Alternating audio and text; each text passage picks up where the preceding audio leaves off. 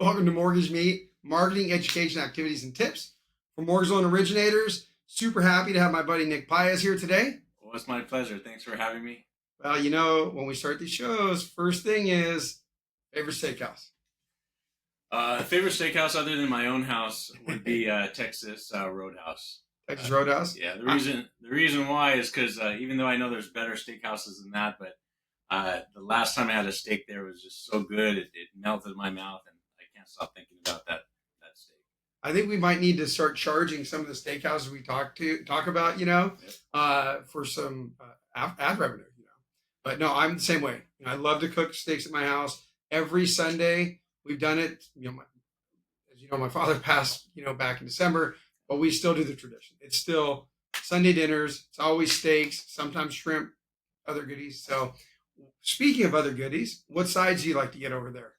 I'm kind of boring when it comes to sides. Of course, I love to splurge on the garlic mashed potatoes, but I typically go with steamed broccoli just to create that balance between a nice piece of meat and then broccoli. Kind of fitting you should say that when our topic today is balancing the grill, searing success and personal peace. And by the way, you guys, it is challenging to keep coming up with puns on on industry success and our favorite meats. So the reason I wanted to have Nick come here today, just a little background. Nick is a Marine. He's transitioned into a successful entrepreneur and business leader. He has over a decade of experience managing teams and growing businesses. Nick has dedicated himself to helping others unlock their full potential. He's the founder of IE Mastermind. And actually, they have an event coming up. Nick's going to share with us at the end, so stay tuned for that. They're a global group that empowers entrepreneurs and leaders to achieve extraordinary success. Nick's journey from the Marines to business has equipped him with unique insights on discipline, which I know firsthand because Nick and I actually trained for several events together. We did a event, 70.3 mile triathlon in Santa Cruz last year, which was a pretty awesome. One thing I did learn that's not on Nick's bio is that Nick, when you ask him if he can drive at night, he says, sure, but he falls asleep when driving at night. So after an 8-hour triathlon, I fell asleep driving us home. That was a rough ride home. I mean, the triathlon wasn't even that bad, right? It was the ride home. But anyways, sorry about that. The rest of this is that get ready to be inspired, learn how to reach new heights, both personal and professional. Work with my buddy Nick. Now, on a personal note, I can tell you he's also an amazing husband, great father, and as I mentioned, he's a fellow triathlete and been a really close friend of mine. So with that, Nick, thanks for joining us. Thank you for having me. It's a pleasure being here. So tell us a little bit about this balance, because, I've been told many times in my life that I'm, he's all in, right? He's either all in or all out. I'm either training for the next race or marathon, whatever, or I'm drinking a whole bunch of Coors Lights and eating too many steaks. So tell us a little bit about this. Yeah, well, I'm the same way with Keith as far as like all or nothing type mentality.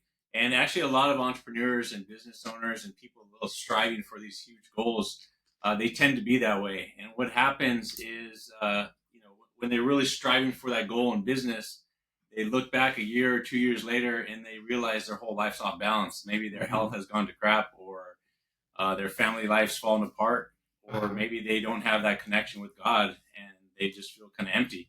So, and I learned the hard way that, you have to have balance. Otherwise your life can fall apart. Yeah. So, there is something as balance. It's just the way that how to frame your mind and your life around the 4 key pillars, and then keep that in mind. And balance doesn't have to be with time always, because I spent, 15, 20 hours some days working. But I'm very intentional with the other areas of my life to create that quote unquote balance. Well, I'll tell you, and it's been the myth, right? Quite honestly, right? People say, well, you got to do this. Successful people say, no, I got to work 20 hours a day. There is no balance. And it has been like a myth. But with your experience, I've heard you speak before, which is why we wanted to bring up this topic. You're telling me it is possible. It is possible.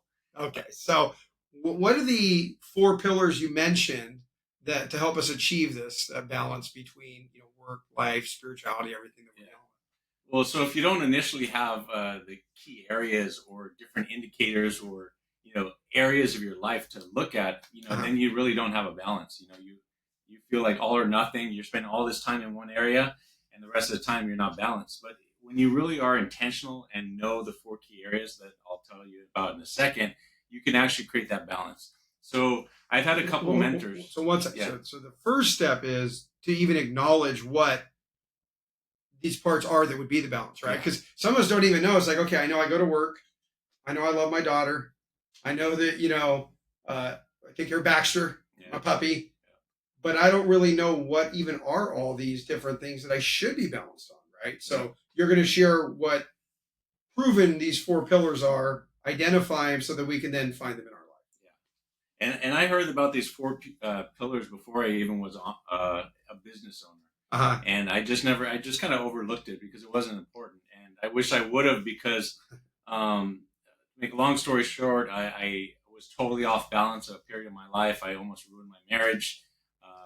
My health was going to crap, and I didn't have a connection with God at the time.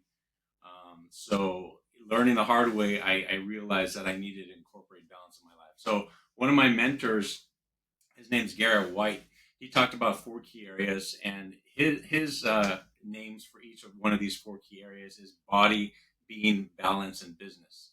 Okay. Another one of my mentors, Bedros Keuilian, he talks about faith, family, fitness, and finances. I like, I think that's what I heard, and I like that. I like the F's. That's the good F words. Yeah. Right. Yeah. The F words you're allowed to say. Yeah. So yeah, if you kind of break it down, faith is one of them. The second one would be fitness. The other one would be finance or business. The last one would be family or relationships. Mm-hmm. And then when you kind of break it down like that, it's very easy to kind of, clump all the different parts of your life into one of those 4 key areas. Mm-hmm. And then, once you find out those 4 key areas, you can put habits or little check marks you can do every single day to fulfill each one of those 4 key areas. And as long as you're intentional with that, you can really have this balance, if you will, in life. And it doesn't always have to do with time, like I said earlier. Well, I think that one of the things is that, like my daughter's gone off to school, right? I don't have 1 hour breakfast with my daughter before she goes to school, right? Which somebody else might do if their kids are at home or family dinner. But as weird as it is, and I'm cool with it now, it could be a quick text. Sometimes she'll just text me or she'll call me, and it doesn't, you're right, it doesn't have to be every day, but it is an intentional part of my life in that aspect to make sure that we do stay connected and communicate. So now, since we're all a little bit different, do you have kind of a tactic on how to tackle these? Do you write them down, put them in a spreadsheet? How does someone start, taking control of these sections? Yeah, so I initially used an app. I forgot the name of it, like UltraSelf or something like that. I put in all my habits, and I just started checking them off. I'm a type of guy who likes crossing things off or checking them off and getting them off a list. But I just put the each one of those 4 habits, and I created 2 habits around each one of those 4 pillars. Okay. And every single day, I try to hit all 8 of those habits before I hit the door. And what I felt is that it just gives me so much power and energy to know, like, I fulfilled all those 4 key areas, and like I can conquer the day after that. Well, it's interesting because I know we both did the Andy Frisella program, over the last couple of years, and sure, many people now have heard of and seen 75 Hard, but I actually downloaded the app and paid the $2-3, whatever it was. Money well spent. Thanks, Andy. But it was because of that checklist mentality, for whatever reason, for myself too. Did I drink my gallon of water? Did I go to the gym in the morning? Did I read 10 pages? Checking it off on that list in the app made it a lot easier for me. So maybe if we can look up that app, we'll go ahead and post it in comments and stuff if people want to check it out. Or somebody knows of one, feel free to share with us as well. Yeah. So do you mind sharing what your 2 habits are that you've attached to these? Are they too personal to share? No, I'd be more than happy to. And, okay. I actually tell a lot of people these because a lot of people don't know what to do. Uh-huh. So as far as faith, typically I'll wake up and I'll start working out first thing in the morning. Uh-huh. I don't always do that. I'm not 100% perfect, but every single day. I know I've missed you at Choose lately. Yes, you have. But first one is in the health part is fitness, and I have a green drink every single morning. Okay. And so if I work out and I have my green drink, I check both of those boxes off for the health part of it. And I feel like, I'm that far ahead for the health. Sure. And then for the faith part, I'll just start my day off by praying. And then one thing which I used to think was kind of hokey pokey Eastern medicine stuff was meditating. I thought it was Not just so weird. much. It's been proven to be pretty effective. Oh, it is, man. It's a game changer. Like when I started meditating, not only did my stress levels go down, but it provides that extra space for just these thoughts that you usually don't have because your mind's always firing all this stress and thoughts that just fill your mind. But meditating just for a few minutes by focusing on your breath, you don't have to have any fancy app or anything. Just focus on your breath, 5-10 minutes. It just provides that extra space of like hearing. I call it the Holy Spirit, but hearing just that voice inside you, to give you prompts of what to do. Or that's actually one of the times I was meditating. I actually found my purpose in life, and that's what I'm building this huge empire right now to from that. Well, I'll tell you, that point about most people that are going to hear this podcast, mortgage real estate professionals, typically, mortgage loan originators is our core audience, right? I'm in that space by profession, and it is not always easy, right? We're coming off some difficult years. I think it's going to be a great year. I think it's turning, but I can't tell you how many times myself, at night you can't sleep. Things are bouncing through your head, and a little bit of meditation and breathing technique goes a long way to help, isolate that. And there's some good, not so much the apps on it, but there's some music you can actually download that's really calming as well for that. Do you do any music when you meditate, or? If I do have some music, I'll listen to. There's this instrumental things called Oceans. It's like a hillside song without any singing, and that's just calming. And I can meditate for a long time with that. Yeah, I have a similar one. I forget. It's like on my YouTube music, but it's like you put it on. It's just kind of instrumental with like some nature sounds, and just for whatever reason, it is relaxing. And then focus on the breath work, and the clarity comes. So that takes out the two things in the morning. Or are all these things you do in the morning before you start your day, or is this throughout the day? So the days that I don't work out, I'll work out in the afternoon, evening. But typically, I'll try to have all these done before I even hit the house. Gotcha. Garrett White, my mentor, he said core 4 before you hit the door. So I believe I was at that Mastermind. Because I do remember that. You were, 100%.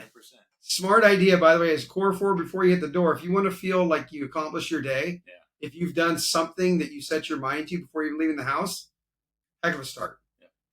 So what was the other two pillars? So the other two, so the last one, or the second to last one, is relationships or family. Relationships are a broader scope, and it's kind of a lot of people don't spend time like cultivating relationships or reaching out to other people, especially when they're in the grind of things and aiming for something big in business. But if you're intentional about it and you reach out to people, like one thing I'll do every single day, which I do more than just 2 reach outs, I'll text or DM somebody a happy birthday if I see it on Facebook or LinkedIn, just to kind of reach out to kind of connect with people maybe I haven't talked to in a while. Or I'll text or send a quick video for my loved ones, a family member, my wife, my children that I, either honor, love, respect, or, shout out something that they did great. Or just somebody who's inspiring. You probably got a text one of these days within the last few years just to show my appreciation of our friendship or something like that, or something that. And it is appreciated. Being the recipient on the other side, I'll tell you right now, there's been several times in my life where recently, unfortunately, I won't go too much into that in every episode, but where, it's sad, right? You lose a loved one, and people reached out. In some cases, some people I didn't even think I knew that well that just reached out and said kind words, and it is appreciated from the other side. So those of you folks that do that, like yourself, sometimes you don't even know because you're not doing it for anything. I think that's the important part, right? It's not like, okay, I'm going to reach out to Nick and say happy birthday today, because then hopefully Nick gives me business, right? This is when you're reaching out purely out of appreciation and respect. And I can tell you from being a recipient from yourself and a few other people that I know closely, it is appreciated. Yeah. And you don't have to expect anything back from the people that you send these out to. Yeah. Even if you get nothing back, it's, as you said, it's all about just reaching out and adding those nuggets into their life. So that's the relationship part, and the last one is finances or business. For me, I'm building a big business right now, so my main goal every single day, or the two things to check off those habits, is read something in a book that I can apply to my business. Right now, I'm reading the 12-week year. If you haven't read it yet, it's a pretty good book. And then what I do is I take one of those things that I learned, and I just read till inspiration. I don't have to read 10 pages like 75 hard. Yeah. But as long as you read to something that you can apply to your life, either I apply it to that business that day, or I teach somebody something I learned. So you're always moving the ball forward in business. And so those are my two things, as far as reading and getting something, and then applying it somehow into my life. You bring up a great point that I've learned myself, and maybe a takeaway for other people, which is we can read something, right? We can know something. I mean, I've got books over here on the shelf. I tell anybody in my office, you're welcome to take them, the Goggins and, all the different ones. But when you start to teach people something, that's, I think, where you really get it. Yeah. Well, if I'm sharing with somebody, with an employee, something about, a loan program or something to that effect, right? The more you share and teach it, it's amazing how much better the retention is. And I know there's research on it, and people see or hear or do things differently, but I can tell you, for me, I kind of hear it, probably see it a little bit better, but when I'm sharing the topic, then I feel like I become the master of that topic, once you've shared it over and over. So that's a good way to start the day. Yep. So, okay, we started our day, and then we get derailed in our day. How do we get our focus back? So after I hit my core four, I feel like I have that balance. I'm not always going to have the time to spend all the time I want with my family members, especially right now when to me, it's not work when I work on my business. I could work 24 hours a day and still be happy. Yeah. But you have to be intentional about putting those pieces into the people that you care about, or into your health, or into your the other areas of your life. So a couple of things too that we were chatting about earlier is, tell us about doing something uncomfortable, and why is that important? So two other habits that I added to my daily routine that's been a game changer for me is do something uncomfortable every single day. And what it does is you're only growing when you get outside your comfort zone. If you're same thing like in working out or training for a triathlon or an Ironman. If you stay the same without pushing yourself, you're never going to accomplish that. Same thing in life. If you're just always comfortable, you're never going to really grow. So I try to get outside my comfort zone and do things that I feel uncomfortable doing. And for me, I'm an introvert, so even talking to people or saying hello to somebody in the elevator, that's like huge uncomfortable, out of my uncomfortable zone. So, well, I've known you for years, and it's funny because I will say you've come a long way in that box. Because you're definitely a lot more open, and you can see it. But for me, it's probably the uncomfortable part is to delegate things and to give people an opportunity to run with a project, right? Yeah. But I've learned too in my business, I just can't do everything. If we're going to get where we want to get to, it's not a solo mission, right? Yeah. It takes the team, and we got to be able to embrace, and allow them to mess up sometimes. It's okay, right? So we can learn how to be better. So the other thing you had was doing something enjoyable. So that sounds like a pretty good idea, but how does that play into your day? So I know I'm just speaking for myself, and I know you're kind of all or nothing too. And, but a lot of high achievers, people who are really grinding in business, we tend to kind of really push ourselves so much that we don't think about doing something enjoyable all the time. And what that does is a lot of times it puts all this stress and never allows us to kind of release that energy.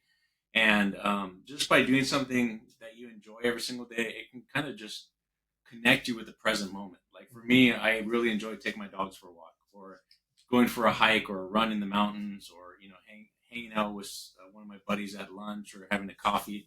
Just being intentional about creating that little. It doesn't have to be a long time, 15 minutes out of your day, but being intentional about it, it can go a long way. Because otherwise, like, you're just grinding, and then before you know it, you have all this stress, or you have heart murmurs or whatever. So yeah. Yeah, it's funny you say it though, because I can tell you personally, right? Just last week, I was down in Orange County with a friend of mine, and we were promoting an upcoming event for the California Association of Mortgage Professionals, right? Shout out, that's August 4th, 5th, and 6th. Check it out. But so we went to like 10 offices down that area. It was getting late, and I was like, well, there's like going to be a lot of traffic, getting back. And she's like, well, let's grab a bite to eat over here, right?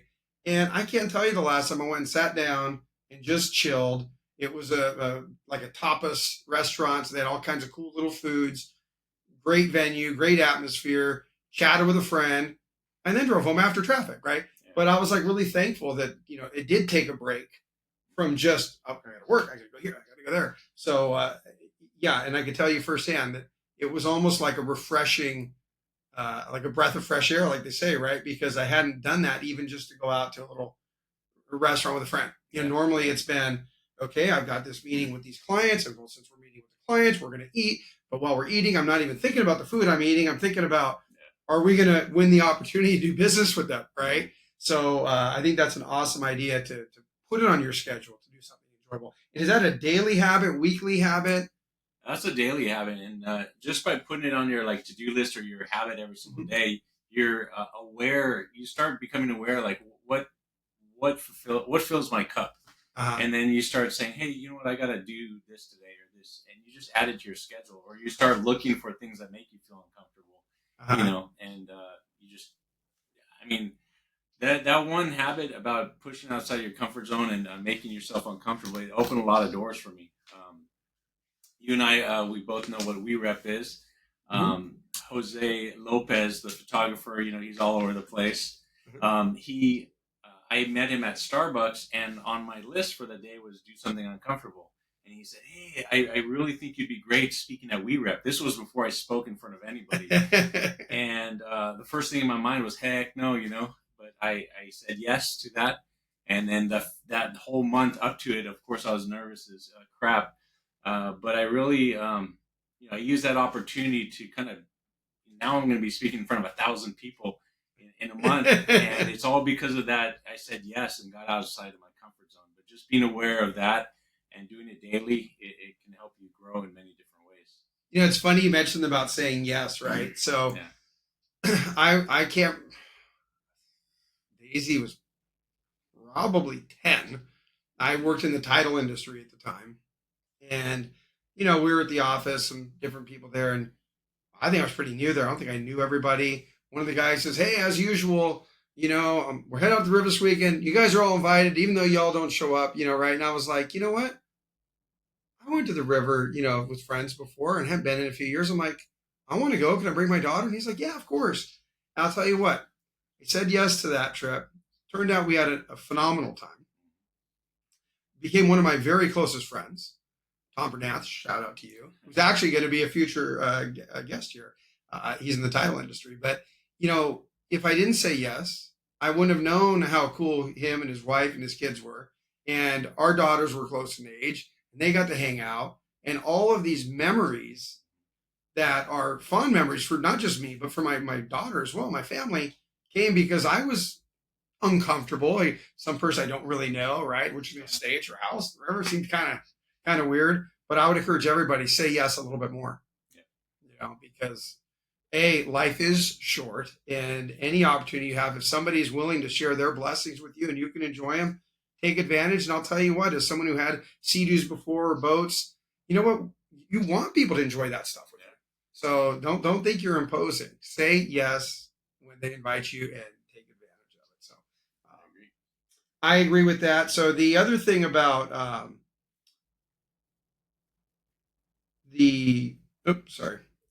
as far as doing something enjoyable, do you also calendar out time for like family events, family vacations? Do you kind of block out your year? I know there's someone that we've both followed that does like a pretty massive calendar, right? Yeah, that's so Jesse Itzler. He has this calendar called the Big Ass Calendar, Yeah. and it's huge. It'll take up half your wall. But the premise behind it is blocking out those things that kind of fill your cup on a big scale, whether it be putting in an Ironman on your schedule or putting in your vacation. One thing I do every month, and I'm very cognizant of doing it, is taking my wife out on a day or a date night every week Uh-huh. or a weekend trip once a quarter. And by scheduling that in there, time doesn't just go by and you look back and like, oh shoot, I haven't taken her out in 6 months or a year, because Yeah. that tends to happen with people who are focused on a big goal. So yeah, I do schedule out those big events. It's interesting because um, in business, there's a saying, I'm sure people have heard of it, but if you're going to call on people, you're calling on customers, right? In many of our businesses, repetition is the key, right? Being forefront in their mind, whether you're a loan officer calling on real estate agents, whether you're your account executives in the wholesale business calling on mortgage brokers, you got to be top of mind. But if you always just call up and call a realtor, hey, you got any loans for me or this or that. So, I got in the habit years ago of using something called the Ford system, right? Which is family, occupation, recreation, and dreams. So if you go into a dialogue and you're not even sure what to say, right? Just think of that Ford, right? Family, occupation, recreation, dreams. The beauty of it is that you're touching, again, kind of on pillars that affect people's lives, being personal and not just coming off as like a hard sell just for business. The funny part about that is that during the vid years, right? I talked to a good buddy of mine all the time. It seemed like every couple of days we were talking, and it was just like, well, there's this or this, it's just like so much negativity. How's work? Well, people aren't allowed in the office. That I actually employed that. And he probably doesn't know this. He might know now after he sees this, because I know his wife then listed. But I would say, you know what? What can I do to just get my head off of this and start focusing on something, even in personal relationships? I think it's great to not only think of things that we do in business that are good. Oftentimes, those good tactics, follow up, right? Business, we follow up. Do we follow up with our family? So I think that's cool that you mentioned that. You put that on the calendar, just like you're in the calendar a major event for work or a major marathon for that. Keeping a good calendar like that seems like a pretty good strategy. So what else would you suggest to a budding entrepreneur? So we've talked a little bit about keeping the balance. Is there any other like daily habits or tactics or tricks, if you will, if somebody was just getting started as an entrepreneur? Because I recall when you and I first met, you were actually employed by a company, and you had a passion and a desire within you to go out and do something. It was scary to take the leap, right? Yeah, so what would you say to somebody today that is in that same position? So the biggest thing I would say is a lot of people have this feeling, or this feeling that they're not happy where they are, or they want to go after something but they never do it. They look back at, if they're on their deathbed, and they're like, oh man, I wish I would have done this, I wish I would have done that. And unless you take that leap of faith and do it, you'll never know. And one of the key things that changed my entire life was quitting the job that I was 10 years employed with. I was making great money, health insurance. My family was, comfortable because of the money, but I wasn't happy. I was kind of dying inside because I knew I had more to give the world. And so that, Let me hold you there. And if you're dying inside, are you really being yeah, everything your family needs of you? no, Right? I'm sure I've probably been there. Sorry, family. Where if I'm not happy, I personally tends to wear it on my sleeves pretty openly. So I'm sure that your family felt your, whether it was depression or frustration or whatever. So you yeah, weren't so being selfish, I guess, is what I'm trying to point out. Sometimes people think it's a selfish move to take a leap of faith and go after something. I just wanted to point out that it's more selfless than anybody could imagine. and yeah, from the time, I mean, when you're looking in at it at the time, it does seem selfless or selfish. Yeah. But looking back, it changes a lot more people's lives if you go after that passion or that calling, if you will. So that's the big thing, is just go after something that you feel like is set in front of you. Mhm. Because I believe God doesn't put these big dreams or visions in your mind for no reason. He doesn't not give you the tools to get there. So that's number one is number one, have a vision of where you want to go. And number two, have faith that you're going to get there. No matter the stumbling blocks, in business, Keith, there's a lot of stumbling blocks, right? Really? Maybe one or two. But I would tell you this. Yes, I thought it was going to take 2 years. It's taking 4 years. Yeah. But yes, expectations from here to reality sometimes it's a little longer. Yeah, it does take a lot longer than expected. But just knowing that you're going to get there, I know your vision of where you're already there. You've been there probably many times in your visualization, or you've seen it. And just taking those steps no matter what, and figuring out a way over those obstacles or around those obstacles or through those obstacles. Just never give up. And then the last thing I would say is you got to surround yourself with people who support your dreams. They don't pull you down. They don't say, "Oh, are you crazy? You're going on this diet, or you're doing this run, or why are you doing another Ironman?" You want to have people who support you and say, "Dan, that's awesome, man. I'm glad you did that." And I appreciated the few people that told me I couldn't do it, because I was like, okay, use that as fuel. Thank you. Yeah. Thank you. I mean, you've heard about Goggins, right? The guy reads his Twitter hate mail to himself and plays it when he goes running, Like, I don't think I want to do that, Yeah.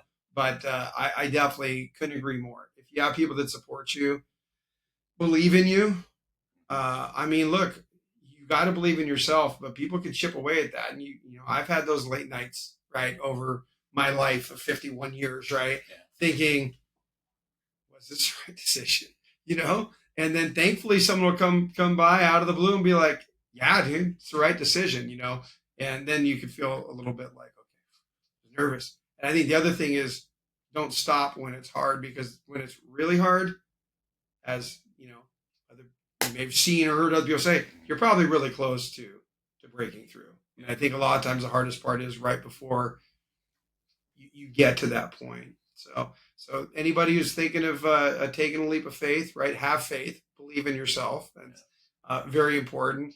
And also surround yourself with people that are willing to support the dream. How do you know when it's the right time? You don't. You just go after it. I mean, it's never a perfect time to start a business. It's never a perfect time to, pop the question in marriage or, have a kid. But you just do it when the time feels right. And it's never going to be a perfect time. And one thing I had the lucky ability to interview a lot of business owners when I was building my health insurance company. Mm-hmm. And one of the things that I see a lot of business owners say, "Oh, I'll do this later," but later never happens. You got to take advantage of the time now, because you'll look back in the future and realize, man, I should have done this or I should have done that. So now's the time. It's funny you say that, because years ago, some people know I was in the exotic car sales business, right? So I had the ability to sell cars for years, and while doing mortgage industry stuff. And I would ask people, I'd be curious, right? Someone's buying a Lambo, Ferrari, something that they really wanted. It's an amazing goal for them. Many times, I would say more often than not, they were probably a little bit older than they would have liked to have been buying the car, right? And it was because at that point in their life, they're like, okay, justifiably, I can spend this money. And I'm not telling anybody to be frivolous out there, but I would ask them, so, what do you think about, what do you like about the car? Why'd you use? And many times, I just wish I would have done it sooner, So I think, like anything in life, is if we can find, if it's something you want to go after, find a way to make it happen now, right? Whatever that takes. Maybe that's a reason you're going to go into business for yourself, because you want some house down by the beach, or you have some lofty goal that maybe the career path you're in today, math is math, right? If you see where you're trending, maybe that's not it. So go for it, right? Well, one of the other things that, you went from the insurance business, which I know we were driving the other day, and you're like, oh, I've been in all these buildings around here, right? And it's funny how, when you've been in like for me in Southern California, it's like the back of your hand, right? You've driven all over the place, and you start to know people, right? And you're like, okay, well, I know that guy, this guy. This is the doctor, this is the manufacturer. And that actually blossomed into the business you run today, correct? Yeah. So, when I was doing my insurance business, I read a book called Think and Grow Rich. Have you read that book? I think I have it on the shelf over Oh, yeah. here. That's a classic. So if you guys haven't read that book, you need to read it. But well, the cool thing about that book is when was it written? I don't know. 20s or something. Yeah, something. I mean, it's bananas. Yeah. Like, it's way back in the day. So I always am blown away by books that, and there's like this, How to Win Friends and Influence People. That's classic. These books have been around forever, and the crazy thing is, they still work. Yeah, they do. So in that book, in chapter 10, they talked about the power of the mastermind. And when I read that chapter, I'm like, oh, I want to find this mastermind group in our area because, I want to be surrounded by people who are growth-minded and support each other. Mm-hmm. And I found a lot of great networking groups and, the chamber, of course, which I'm a part of as well. But I didn't find this mastermind group that I read about. So I created this small mastermind group and it started growing and growing. And now it's we're turning it into a global business. We brought on an advisor to really build the foundation of our structure. And we're really trying to, we're not trying, we're expanding into every major city in the United States and then globally, just to support local business owners so they're not a lone wolf out there. Mm-hmm.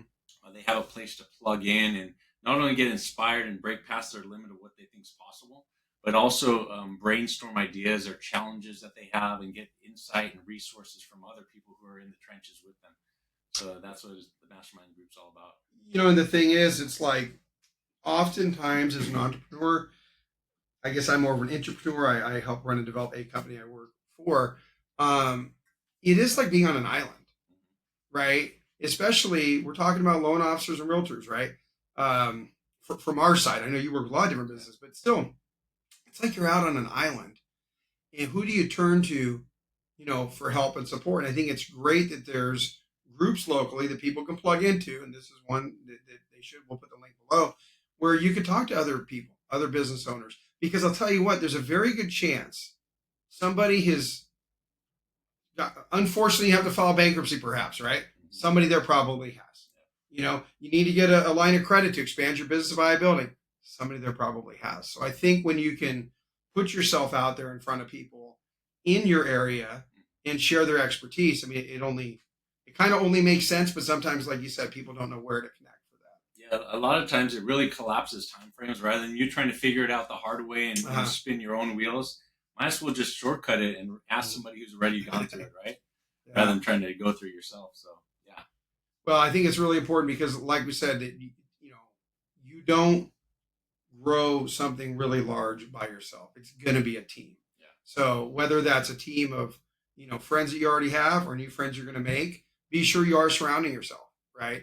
Don't be afraid to go out and talk to people. Don't be afraid to ask questions because, what's the old saying? Like there's no stupid questions, stupid people. I'm not quite probably said that wrong, but don't be afraid to ask questions. It's back to the comfort zone thing. If I'm uncomfortable to ask for help, that could be, that's going to delay the progress. So, well, I'll tell you what, those are some really good things that you shared. I appreciate you coming and talking to us a little bit about these pillars.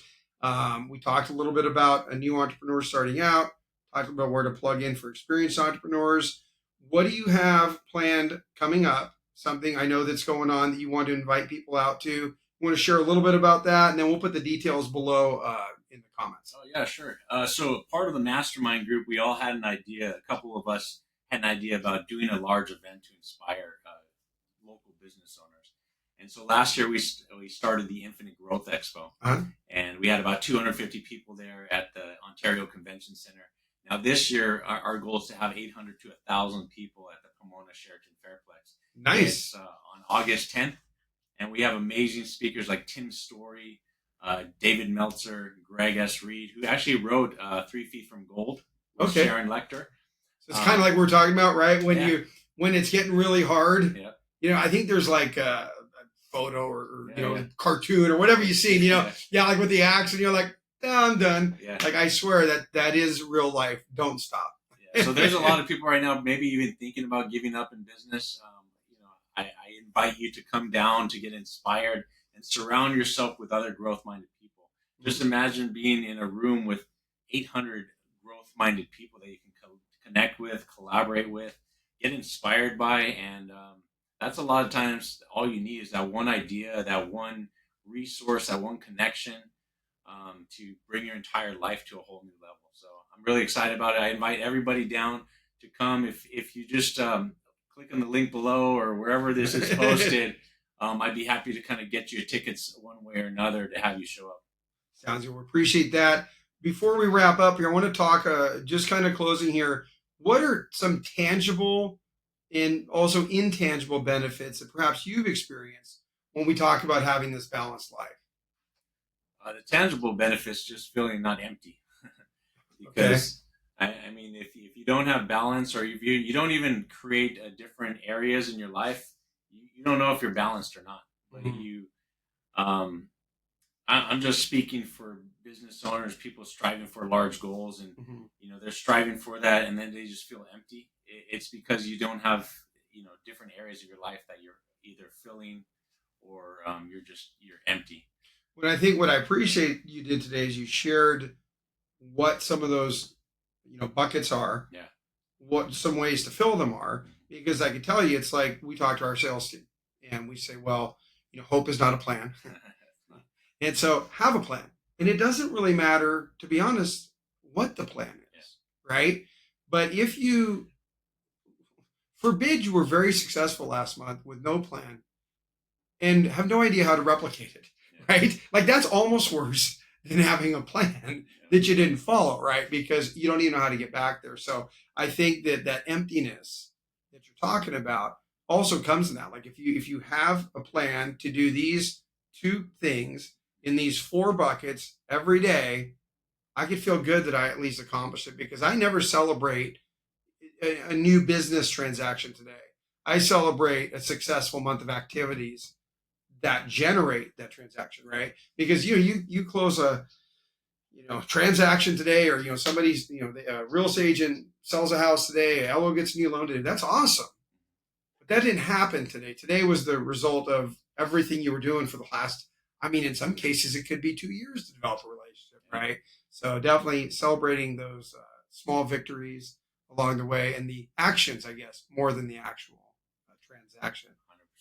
100%. I'm gonna key that action over transaction, because we'll put that that's hashtag Keith Apples mortgage me. But the other thing I wanted to kind of look about here was the from your own standpoint, how has achieving balance affected your own productivity in relationships as well?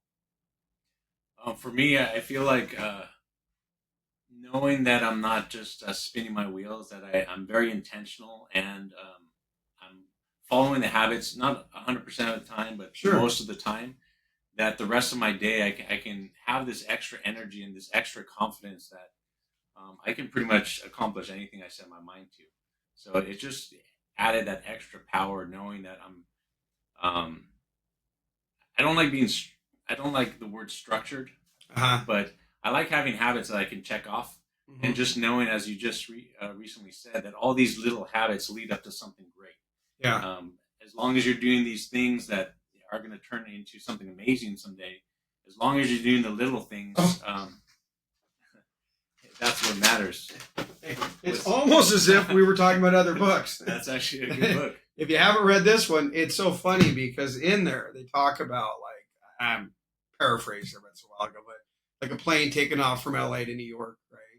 And if it was just off like 1 degree, it's going to be like in Florida or whatever instead, because it's just the small little things over the long-term trajectory, right? And big shout, James Clear. It's all you. Appreciate reading it and hearing it. But it is very true. It's these little habits and actions that we can do. And I think the real goal for everybody who's, listening to this, the gold nugget is decide what those are. And that's probably the tricky part, like you said, whether, different people have different names for these pillars.